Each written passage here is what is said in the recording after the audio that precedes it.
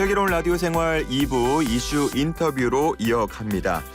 이정재의 첫 연출작이자 정우성과 23년 만에 호흡을 맞춘 영화 헌트가 개봉 13일째 이제는 300만 관객도 훌쩍 넘기면서 흥행을 사냥하고 있습니다. 헌트는 1983년을 배경으로 하고 있고요. 근현대사의 굵직한 사건을 다루는데 특히나 1983년 아웅산 폭탄 테러 사건을 모티브로 하고 있습니다. 역사적 사건과 시대적 상황을 잘 이해하면 영화를 더욱더 재밌게 즐길 수 있겠죠. 자, 오늘 이 영화 그리고 배경을 설명해 줄 김재원 역사 선생님 연결해 있습니다. 선생님 안녕하십니까? 네, 안녕하십니까? 네, 오랜만에 또 연결했습니다. 네, 오랜만입니다. 네. 자, 이 영화 헌트 보셨나요? 네네, 저는 봤습니다. 총평을 하자면 저는 굉장히 재밌게 봤습니다. 재밌게 보셨나요? 네네네. 아무래도 좀 역사와 또 같은 것도 있고 영화적으로 좀 각색한 것도 있고 그런 부분들이 더 눈에 들어왔을 것 같은데 네네네. 이런 실화를 배경으로 한 영화들 보면 오프닝에 항상 그런 얘기가 나와요. 역사와 허구의 조합이란 점을 명확히 한다. 뭐 이런 얘기들이 나오는데 뭐 사실을 기반으로 했다는 점만 해도 현실감과 무게감이 상당하게 느껴집니다. 역사가 가진 힘이라고 볼 수 있겠죠? 네, 근데 실제 역사를 이제 영화로 다룬 영화들이 사실 다 이렇게 힘을 가진 거는 아니잖아요. 예. 근데 이제 저는 헌트를 보면서 역사라고 하는 걸 굉장히 존중하면서 영화로 만들었구나라는 생각을 좀 했고, 예. 이 영화를 보면서는 좀 역사적 사실을 무게감 있게 좀 다뤘다라는 느낌을 받았었어요. 역사를 존중했다라는 표현을 써주셨는데 혹시 뭐 대단한 스포일러가 아닌 부분에서 왜 그렇게 생각하셨는지 이야기를 들어볼 수 있을까요? 꾸며야 될 때를 잘 꾸민 것 같고요. 역사적 사실관계들이나 당대 분위기를 잘 표현한 것 같아서. 그러니까 어떤 영화, 제가 굳이 어떤 영화라고 특정하지는 않겠지만 어떤 영화들은 당대 시대적 맥락 같은 것들은 사실 무시한 채로 저 시대 때 저런 일이 있을 수 없었을 텐데라는 것들을 다루는 영화들도 꽤 있거든요. 예. 사실 그런 영화들보다 이 영화는 당대 시대적 분위기를 굉장히 잘 그려냈다라는 생각이 좀 들어가지고 좀 무게감 있게 역사를 다룬 것 같습니다. 예. 그러니까 뭐 고증이 충분치 않거나 혹은 영화의 흥행이나 재미를 위해서 역사적인 사실을 왜곡하는 그런 경우들도 간혹 있는데 이 영화는 그렇지 않았다라는 말로 제가 이해를 하겠고요. 네. 1983년을 배경으로 합니다. 특히나 제일 중요한 사건이 후반부에 등장하는 아웅산 묘소 폭탄 테러가 아닐까 싶은데 네. 일단 정부가 인정한 공식 명칭은 버마 아웅산 암살 폭파 사건이라고 하죠. 어떤 사건인지 설명을 부탁드리겠습니다. 근데 이 사건을 좀 이해하려면 당시에 좀 국제적인 분위기를 조금 먼저 살펴볼 필요가 있을 것 같은데 예. 이때 일어났던 시기 그러니까 좀 1970년대 후반부터 80년대 초반 요때가 남한이랑 북한이 제3세계 외교전을 엄청 치열하게 치르던 때였었거든요. 네네. 그러니까 이제 국제사회에서 남과 북 모두가 이제 좀 외교적 정통성 이런 거를 서로 좀 인정받으려고 공방전을 펼치던 때에 그때 이제 또 하필이면은 1970년대 중반부터 한국이 북한보다 조금 잘 살기 시작했어요. 뭐 경제적이나 거나 좀 군사적으로. 네. 북한을 좀 넘어서기 시작했는데 이때 근데 이제 미얀마가 원래는 제3세계 국가이면서 사회주의 이념을 지지하던 국가였는데 그래서 당연히 이제 북한의 우호적인 그런 국가였거든요. 근데 갑자기 80년대 초반에 들어오면서부터 약간 이제 한국과의 외교 관계를 좀 개선하려고 하거든요. 그러니까 이런 분위기를 좀 어떻게 보면 신군부가 빠르게 좀 파악을 한 거죠. 네. 그래서 미얀마를 좀 한국의 우호적인 국가로 만들어야겠다라고 해서 83년에 동남아 대양주 순방이라고 하는 그 영화에서도 나오는 그때 미얀마를 첫 번째 순방국으로 일부러 이제 지정을 하게 된 겁니다. 예. 근데 이제 사실은 막상 당시 외교부 관료들이나 좀 정치인들은 사실 딱히 미얀마의 매력을 못 느끼는 상황이었거든요. 이게 당연히 미얀마가 이제 독재 국가이기도 했고, 예. 사실 뭐 외교를 통해서 미얀마한테 막상 얻을 수 있는 실리나 국제적 위상 같은 거는 딱히 없었던 상황입니다. 예. 근데 이제 신군부 입장에서는 아까 말했던 것처럼 좀 북한과의 외교전에서 승리를 해야 된다라고 하는 좀 상징적인 모습을 좀 보여주고 싶었었던 거죠. 그래서 좀 북한을 고립시켜야 된다라고 하는, 대외적으로 봤을 때. 예예. 그래서 좀 강행을 한 거거든요. 그래서 이제 83년 10월 8일에 전두환 씨를 비롯해서 이제 대한민국 정부 수행원들이 그 양곤으로 떠나게 됐었던 건데, 첫째 날은 분위기가 굉장히 좋았다고 해요. 예. 이게 뭐 미얀마 대통령이 직접 영접 나와가지고 대담도 나누고 순조롭게 진행이 되다가 문제는 다음 날에 터지는 건데, 네. 그게 이제 10월 9일이었고 거기에서는 이제 태국이라고 아마 나올 텐데, 원래는 이제 미얀마 독립운동가 아웅산의 묘소에서 이제 참배 행사를 하기로 되어 있었거든요. 네네. 근데 그때 이제 예행 연습을 하다가, 원래는 오전 10시에 이제 전두환 씨가 행사 참가를 위해서 들어오기로 돼 있었고, 10시 30분에 원래 이제 들어온다라고 했는데, 10시 26분에 갑작스럽게 이제 예행 연습하고 있었던 사람들한테 무전 연락이 온 거죠. 그러니까 예. 차량이 정체돼서 대통령이 더 늦는다. 오.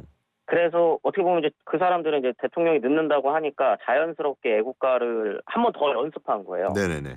네, 이때 이제 테러범들은 원래 10시에 출발해서 10시 30분에 여기 온다라는 걸 알고 있었고, 그래서 예행 연습 때 나오는 애국가가 이제 전두환이 왔다라고 생각을 해서 10시 28분에 폭탄 스위치를 누르고 이제 폭탄을 터뜨리게 된 거죠. 네. 그러니까 가장 궁극적인 목적은 대통령의 암살이었는데, 네. 이 아웅산 폭탄 테러 이외에도 실제로 대통령에 대한 암살 시도가 많이 자행됐나요? 그 당시에? 뭐 박정희 정권 때는 다들 아시는 것처럼 이제 문세광 전 저격 사건도 있었고, 근데 예. 이제 이 시기는 이제 전두환 그 신군부 때 일이니까, 네네. 이때는 암살까지는 아니고 역쿠데타랑 관련된 자료가 한번 나오기는 했어요. 역쿠데타요? 네, 그러니까 이제 신군부가 12.12 쿠데타로 권력을 장악하고, 네네. 이제 미국한테 어떻게 보면 이제 인정을 받아야 되는 상황이었었던 거죠. 예예. 근데 이때 미국이 조금 인정도 거부도 하지 않는 상황이었습니다. 12.12 쿠데타 이후에. 예. 그러다 보니까 이제 전두환은 당시 이제 조한미군 사령관한테 계속 만나자고 조르고 있었던 상황이었는데, 미국은 사실 쿠데타를 그때 당시 인정하기가 쉽지가 않았거든요. 왜냐하면 국제사회의 눈도 좀 있고, 그러다 보니까 공식적으로 이걸 인정할 수 없었기 때문에 이렇게 좀 차일피일 미루고 있는 상황에, 이 분위기를 좀 파악한 한국군 장성들, 그 중에 아마 이범준이라고 추측이 되는 그 장군이 역쿠데타 계획을 미국 쪽에 전달한 적이 한번 있었어요. 예. 근데 이제 그때 비육사 출신들 장교들이랑 육사 출신 가운데서 하나에 이제 포함되지 않은 사람들, 네네. 이런 사람들이 이제 전두환의 쿠데타에 반대해가지고 전두환을 제거하겠다라고 했었던 거죠. 근데 이 사실 여부는 사실 정확하게는 모릅니다. 왜냐하면 이게 민주화운동, 5.18 민주화운동 관련해가지고 미국 자료 수집하다가 이제 나온 자료라서, 예예. 이게 어느 정도로 실제성이 있었는지에 대해서는 미국도 모르고, 하지만 어쨌든 전두환의 신군부를 저지하기 위해서 역쿠데타 시도가 한번 있었고, 그걸 미국이 알고 있었다 정도? 요 정도는 파악되고 있습니다. 당시 뭐 북한이 대통령을 좀 이렇게 없애려는 그런 시도들도 추가적으로 더 있었던가요? 그런 시도가 뭐 정확하게 진짜 있었다라고 하는 게 발견되거나 그런 적은 없습니다. 그렇군요. 이 북한에서는 아웅산 테러가 자작극이다, 뭐 이런 주장을 하는 걸로 알고 있는데, 실제로 뭐 그렇게 주장을 하는 건가요? 미국 당연히 북한에서는 지금도 자신들의 소행을 인정은 안 하고 있죠. 근데 그거랑은 별개로 미얀마 정부에서는 바로 이제 조사위원회 만들어가지고 수사를 하거든요. 예. 네, 그래서 뭐 10월 11일, 12일 이 사이에 이미 그 북한에서 온 그 테러범들을 체포를 하고, 체포 과정에서 한 명을 사살하기도 했습니다. 그렇군요. 그래서 이제 뭐 발표를 다 해요. 발표를 다 하고, 북한의 특수공작원에 의해서 저질러진 거다라고 발표도 하고, 그 다음 달에는 바로 북한과 외교 단절을 해버렸죠. 네. 그 당시에 그러면은 그 사건으로 우리나라 사람 인재들 몇 명이 순직을 한 거죠? 사망자는 총 17분이셨는데 17명. 그 사망자 분들이 굉장히 중요한 요직이셨어요. 예. 네. 그러다 보니까 뭐 이분들이 살아 있었다면 대한민국이 한층 더 발전할 수 있었다 이런 말도 있더라고요. 네, 당연히 뭐 역사에는 만약이라고 하는 거는 당연히 없기 때문에 뭐 제가 함부로 말할 수는 없지만 예. 당시 희생된 관계자들 분들이 뭐 부총리, 경제기획원 장관이자 부총리였었던 분, 그다음에 외무부 장관, 네. 상공부 장관, 동력자원부 장관, 뭐 비서실장, 대통령 비서실장, 청와대 경제수석, 재무부 차관, 해외협력위원회 기획단장 뭐 이런 분들이 있었어요. 예. 그러니까 굉장히 어떻게 보면 당시 대한민국에서 가장 중요한 요직을 차지하고 계셨던 분들이 이때 한 번에 다 돌아가셨던 거죠. 그러다 보니까 뭐 얼마나 발전할 수 있었나, 뭐 살아 계셨어, 뭐 이런 거는 제가 뭐 말할 수는 없습니다만 핵심 고위급 인사분들이 한 번에 돌아가신 거는 맞습니다. 그렇군요. 이 영화에 보면은 뭐 연기파 배우들의 카메오 출연도 돋보이는데 그 중에 한 인물이 이웅평입니다. 이웅평 전투기 귀순 사건이 등장하는데 네네. 1983년 2월 25일 서울 일대에 예고 없이 공습 사이렌이 울렸다고요.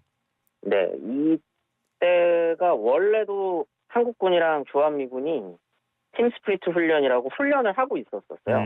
예. 그리고 당연히 지금도 마찬가지지만 한국에서 이렇게 미국이랑 한국이랑 군사훈련을 합동훈련을 하게 되면 북한에서도 대응해서 훈련을 하거든요. 그렇죠. 그래서 이제 이때는 거의 준전시 상태를 선포해 놓고 절대 하지 말아라고 이런 좀 비상 상황이었었는데 이때 하필이면 이제 미그 19기 거기 나오는 예. 그 비행기가 갑자기 편대를 이탈해가지고 이제 남쪽으로 왔던 거죠. 당연히 그러다 보니까 이제 한국공군에서는 요격하러 이제 나갔었거든요. 네네. F5 전투기가 나갔는데 이제 아마 준비를 하고 있었던 것 같아요. 그래서 이제 자기가 날개를 흔들어서 기순하겠다는 뜻을 밝히거든요. 그리고 난 다음에 이제 수원 비행장으로 이제 F5 그 비행기들이 이게 좀 분위기가 이상하구나라는 걸 파악하고 수원 비행장 쪽으로 이렇게 착륙을 시키게 된 거죠. 근데 왜 이제 북한을 탈출했냐 이 이유를 두고도 얘기가 참 많은 것 같아요. 네네네. 어떤 얘기들 나옵니까? 뭐 그 영화에서도 나오잖아요. 이제 사명하면 봉지. 네네. 거기 이제 나오면서 무슨 파손 불량품 교환해 드린다. 요거 보고 이게 뭐 인민의 편의를 도모하는 나라는 북한이 아니라 남한이구나. 뭐 이런 이야기가 나오는데 이 말은 나중에 이웅평 씨가 자기가 했던 말이 아니라고 얘기는 했어요. 아 그래요? 네네네. 자기가 했던 말은 아니고 나는 사실 좀 그렇게까지 생각하기엔 좀 고민 자체가 좀 어색하죠. 그런 고민 자체가. 그래서 좀 아마도 요 이웅평 씨의 어떤 기순을 좀 정치적으로 이용해야만 했기 때문에 아마 안기부에서 만들어낸 이야기인 걸로 보이고요. 근데 이제 기순의 그런 결정적인 이유가 뭐냐라고 하면 당연히 경제적으로 좀 어려워지는 부분들이 좀 컸었던 것 같고 좀 당시 이제 70년대 넘어가고 80년대로 넘어오면서부터는 아까 말씀드렸던 것처럼 한국이 조금 더 좀 경제적으로 좀 성장하고 있었던 때였기 때문에 아마 체제에 대한 좀 회의감 이런 게 조금 컸었던 것 같습니다. 이용평으로부터 북한 암호 해독법을 알게 됐다라는 얘기도 있던데 사실입니까? 확인이 된 게 있나요? 그런 거에 대한 거는 아마 그분이 어느 정도 알고 계셨는지는 잘 모르겠지만 그것보다 이분이 조금 좀 주목을 받았었던 건 암호 해독 뭐 이런 거보다는 진짜 큰 거는 사실 군수품을 갖고 온 거였어요. 그 미그 19기요? 그렇죠. 사실 암호보다 이게 더 컸거든요, 당시에는. 그래서 워낙에 고가의 물품이기도 했고, 그래서 실제로 이웅평 씨한테 보상금을 엄청나게 나갑니다. 아, 그래요? 15억 정도? 15억 2천만 원. 그 당시 15억이요? 네, 그때 이제 강남에 아파트 하나가 한 2, 3천원이었으니까 엄청난 금액이죠. 진짜 엄청난 금액이네요. 네네. 와. 자, 5.18 민주화 운동도 이 영화 속에 등장을 합니다. 뭐 여전히 그 아픔이 다 치유됐다고 볼 수 없기 때문에 계속해서 이렇게 많은 영화들에서 다루지 않나 이런 생각이 들기도 하는데 참 이 민주화 운동을 다루는 영화가 많은 것 같아요. 네, 이게 뭐 조금 5.18 민주화 운동 얘기가 저도 스스로 얘기하면서 조금 힘든 측면이 있는데, 예. 당연히 제가 말하면서도 힘든 건, 아직 제대로 치유되었다고 말하기 어렵기 때문에 그런 것 같고, 예, 예. 여전히 5.18 민주화운동 광주 사태로 불러야 된다, 북한군에 의한 사태였다, 이런 얘기들 아직까지도 하고 있는 거잖아요. 그렇죠. 예. 그러다 보니까 이제 좀, 네, 그렇죠. 치유됐다라고 말하기는 당연히 어렵고, 오히려 사실 이게 피해 조사조차 아직까지도 제대로 이루어지지 않은 상황에서 이런 이야기들이 나오는 것 자체가 조금 그렇죠. 그렇군요. 이런 좀 말도 안 되는 주장 때문에 아직까지도 2차, 3차 피해를 받고 계신 분들이 있거든요. 예. 그래서 더 좀 이런 것들이 계속적으로 영화에서 다뤄지는 이유도 그런 거에 대한 반작용이 아닌가라는 생각이 좀 듭니다. 이 영화에서 보면은 동림이라는 이름을 가진 스파이를 추적하고 있는데 여기서 동백림 북한 공작단 사건을 떠올리는 분들도 있다고 해요. 네. 근데 이 사건이 뭐 시기적 배경이 좀 안 맞는다고 하더라고요. 아, 네. 전혀 상관없는 사건이고요. 그냥 이름만 동림, 동백림 비슷한 겁니까? 네네네. 동백림이라고 하는 건 당시 그때 이제 동도의 수도를 동베를린이잖아요. 동독의 예. 수도가. 그거를 그냥 한자로 한 게 동백림이에요. 네네. 그래서 동백림 사건은 좀 전혀 다른 건데 67년에 있었던 사건이고요. 중앙정보부에서 만들어낸 간첩단 사건 같은 겁니다. 그렇게 따지면 완전히 완전히 인연이 없는 사건이냐라고 하긴 조금 그렇긴 한데, 이때 이제 67년에 중앙정보부에서 이제 동베를린에 있었던 분들 중에 문화예술계에 있으셨던 분들 한 200명 정도를 대남 적화 사건을 벌이고 있다라는 명목으로 체포를 하세요. 이적 활동 그걸로. 그래서 이제 간첩 활동을 이 사람들이 했다라고 했는데, 그래서 이제 중앙정보부에서는 사형도 몇 명 내리고 징역형도 엄청 내리고 이렇게 해가지고 조사를 해서 이렇게 선고를 엄청 강하게 내리거든요. 예.